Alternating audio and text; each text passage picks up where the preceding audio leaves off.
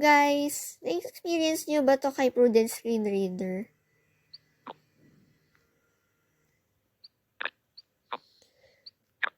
Yan, halimbawang nag-update kayo ng screen reader or ng apps, tapos nagkaganito siya.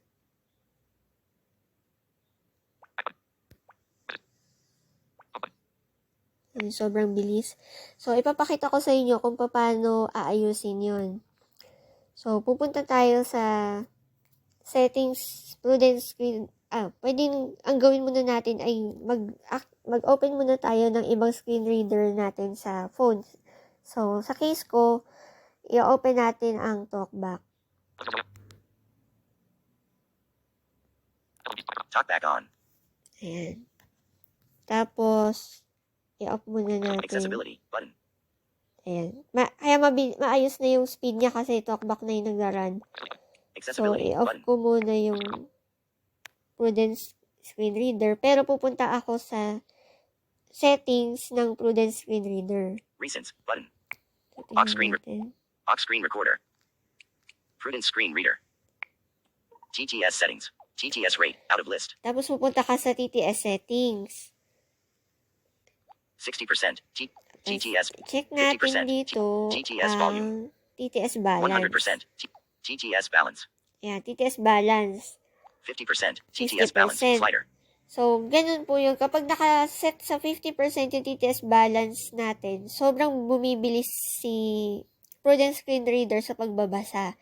So, ang gagawin natin dyan, ibababa natin siya sa 10%. 40%. 30%. TTS balance slider.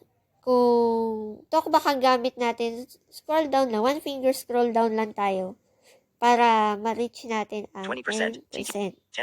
TTS balance slider. Yan, 10% na siya. Ngayon, subukan na natin i-open si Prudence Screen Reader. Accessibility button. Sa akin, accessibility button yun eh. TalkBack is active. Running Prudence Screen Reader and TalkBack simultaneously make... Wait lang. Hindi kasi pwedeng sabay na nag-run si TalkBack tsaka si Prudence kasi nagko-conflict siya. So, i-off ko muna si TalkBack. TalkBack off. TalkBack turned off. Ayan. TalkBack is active. Okay button. Okay lang natin yun. TTS settings. So, pansin nyo, umokay na yung speech rate ng Prudence Screen Reader. So, ganun lang po. Once na na-encounter nyo na sobrang bilis si Prudence Screen Reader, kung feeling nyo, ginawa nyo na lahat sa speech rate para umayos yung bilis niya, pero sobrang bilis pa rin, i-check nyo na yung TTS balance. So, yun lang po. Have a nice day. Salamat po sa panonood.